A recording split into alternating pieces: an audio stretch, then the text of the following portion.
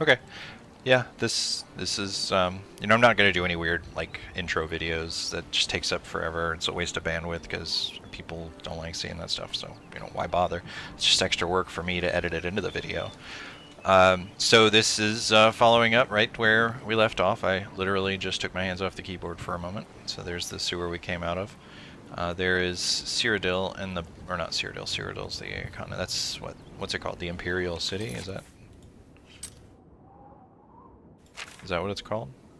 Yeah, the Imperial City. That's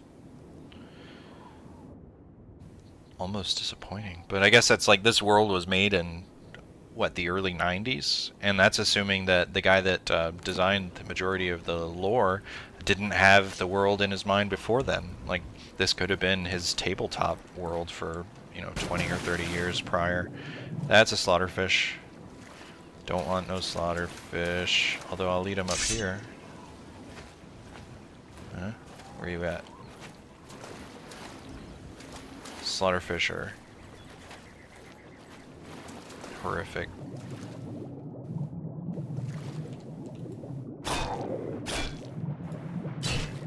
I snuck up on the slaughterfish. I should have done a power attack. All that and no clams. Alright. Man, the breath. You cannot hold your breath very long when you're wearing a full suit of armor and swinging your sword around. I would never have guessed. Ugh, Gary's soaking wet now.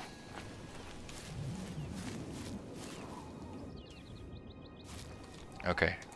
We talked about the save scumming. I cannot trust myself, so I don't want to replay a bunch of stuff over and over. So save scumming is going to be kind of a way of life, and on the one hand I feel bad about that, but if I'm sitting here playing through the same 5 minutes of the game 12 times because I'm too stubborn to F5 right before I get into a nasty fight, that's not fun to watch. I mean, unless you want to see me get pissed off, in which case, I guess, whatever.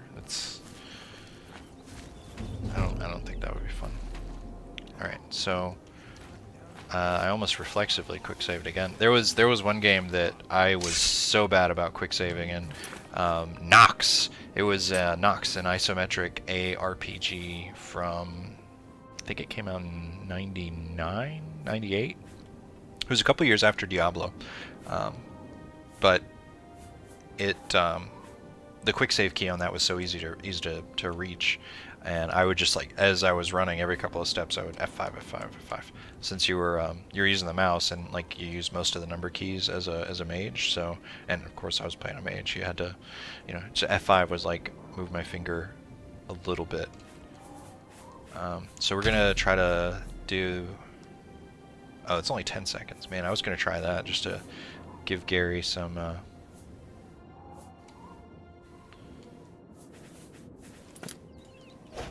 Alright.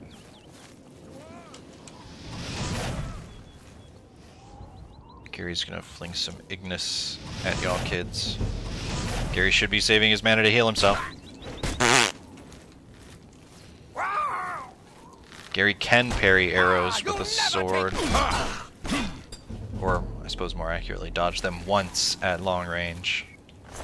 I bet that's why the arrow speed is really slow, because if the arrows were so fast that enemies couldn't move out of the way, or you couldn't move out of the way, that would be the dominant strategy. Everybody would wind up a stealth archer. Is there another game where that happens? Could its name rhyme with Pyrim? But no, we would never do such a thing. Hand-to-hand increased. Well, I can sell that, I don't care. I do kind of wish that I had a mod that made it so I could pick that stuff up without opening it. As if I could save it until it was like, you know, 99 out of 100 on this skill. That might be... Man, I'm so used to arrows being weightless, but I guess that makes me a filthy casual. Okay, so the stuff that is useful to start with is in like really annoying spots to get to. If I'm even remembering that correctly. There's a very strong chance that I am full of crap right now. But I want to say I'm not. Can I, like, nope. There's nothing on top of that one. And I don't think there's space for a chest up there. And I don't even remember what it was that I was looking for. I'm just going to assume that that's a false memory.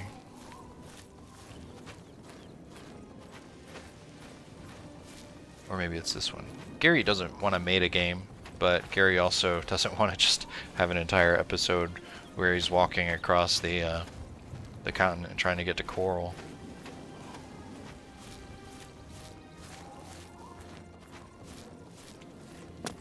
Not even ruins.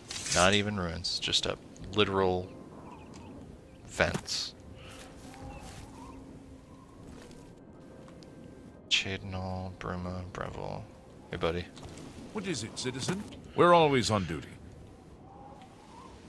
I don't...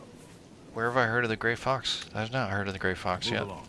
Yeah, I'm moving along. I don't know where the hell the Grey Fox came from. I know who he is because I played through the game a million times, but like, do you just walk up to a police officer and string the first two words that come to mind together?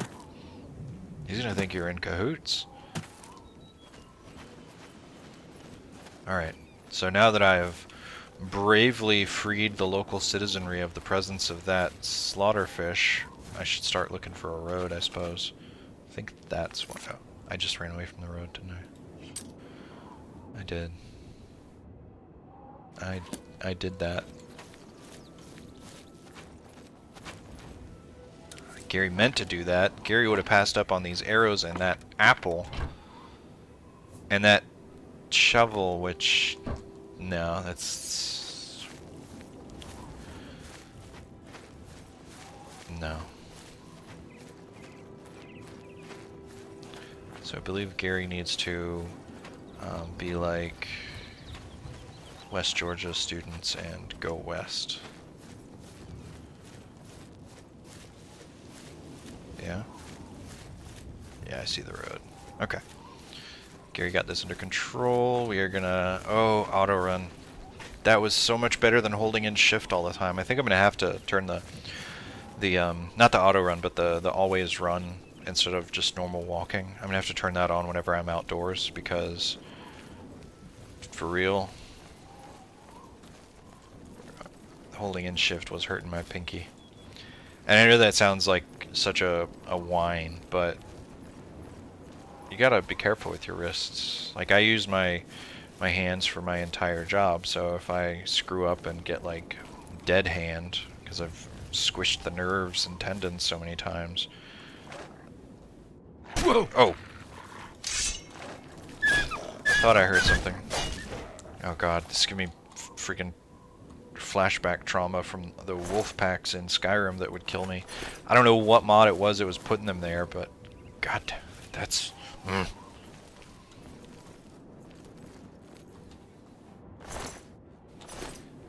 Garry doesn't want to carry a bunch of bony ash in his pocket, so we're gonna leave that bone. Well, Garry's got an alchemy. What's this? Resist fire. Yeah. Garry's gonna alchemy. So Garry's got to carry pocketed powdered dead people. I hear a skeleton.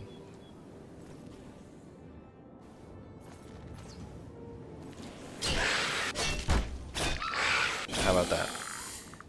Maybe my ears aren't so horrible. I don't know. Maybe that was really obvious. It makes me think of Devil May Cry 3. In that game, every single attack, instead of having like only a visual telegraph, like there's so much happening and it can happen off camera because of the way the camera works, that they have an audio telegraph for every single attack. And if you get used to those audio telegraphs, you could do things like play blindfolded. And there were people that would do that. They would do like blind boss fights, usually using the fist weapons. I think those don't move you around when you use them. I don't remember the reasoning though. But yeah, people would do that because if you could hear the attack as it was coming in, oh, that's ominous. Then you could block it and counterattack. Okay, I was thinking about counterattacking, and I countered the chest. Now I can't. Okay.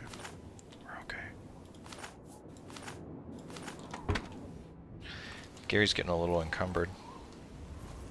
And I don't think it slows you down in this game. I think it just stops you.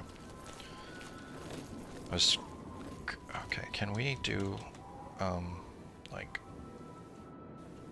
Oh god, that's worse. Can we have happy medium? That's good. Okay, I don't feel like I'm looking through a pinhole. Okay, we're gonna go downstairs and go inside now. And Gary... Oh, Gary. No.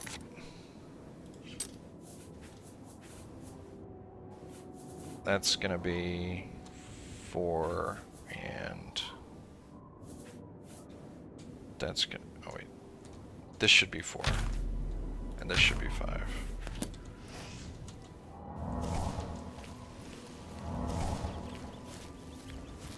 Gary's very picky about his hotkeys. Alright. Fort Chalman. Alright.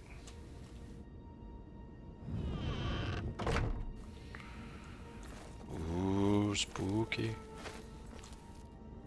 my 3-year-old, he's started to learn about the concept of scary things. Like, he used to have 0 problems with the dark, but lately he's been like, oh, it's dark. It's ghosts. And it tickles me that like that kind of thing, like the concept of ghosts gets well, he probably doesn't have a concept attached to them, just that they're spooky, but like maybe he does. Maybe he understands that that's like people who aren't there anymore. Maybe kids are weird. I used to say some weird shit when I was a kid, like talk about people that had died before I was born, but I think it was like looking back, I think it was people that my family had talked about around me, and being young and impressionable, I just like created false memories of those things. I think that sounds pretty reasonable. Alright, come on, we can take turns. Alright. Gary should have picked block. Shit. What did we pick instead?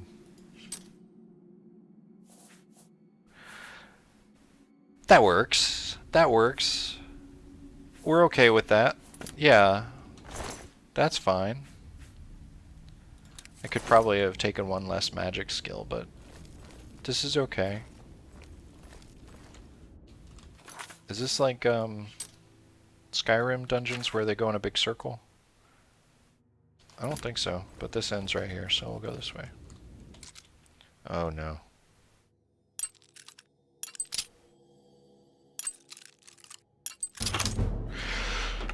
Wow. Yeah, quick save. Quick save. No. I don't need that kind of pressure on me.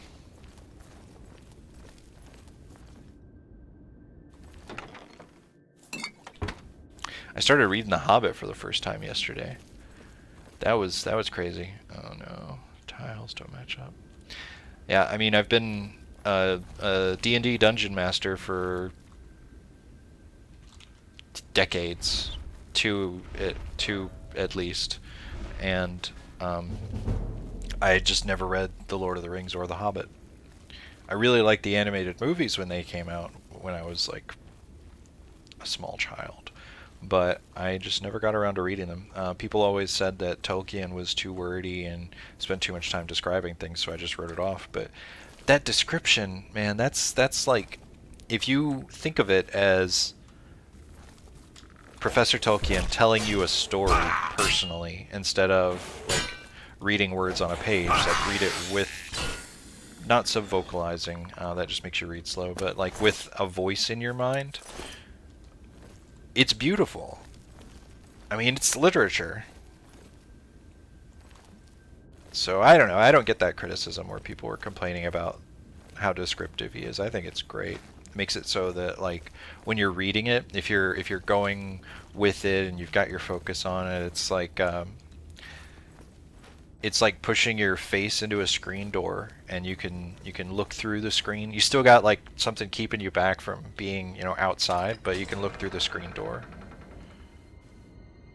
Or smush your face on it, if that's your thing. God, I hate these guys. I hate these guys. Garry also it takes care of spirits, though. I think these guys can't be affected by weapons. And Garry doesn't have a silver sword yet, so Garry's in trouble.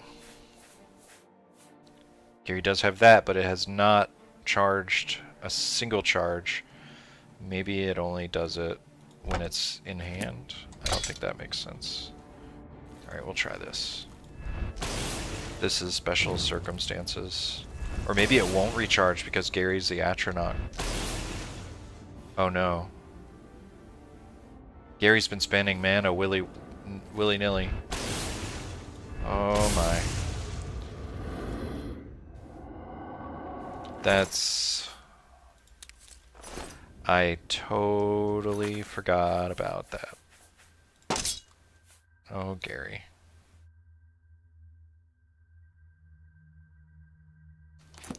We'll need to find some stuff to make mana potions ASAP. Alright. ASAP. I guess in a way gold makes mana potions. Gold makes anything in the world. If you look at it in the right context. It's pretty crazy, right? I suppose that's the same idea in real life. You don't need to learn to do anything outside of your professional skill set. Even if that professional skill set was being born wealthy. You don't have to learn to do anything like that if you have enough money. Minor respite. Disease. If I can wear that under armor, that would be cool. Let's see, because disease is a pain in the neck. Can I wear it under armor? No, of course not. I guess that would be too powerful since you'd be able to double up on enchantments. But then they could just make the enchantments, you know, balanced around that. I don't know. Or just make it so you could have a shirt under your armor. Pants I can kind of see.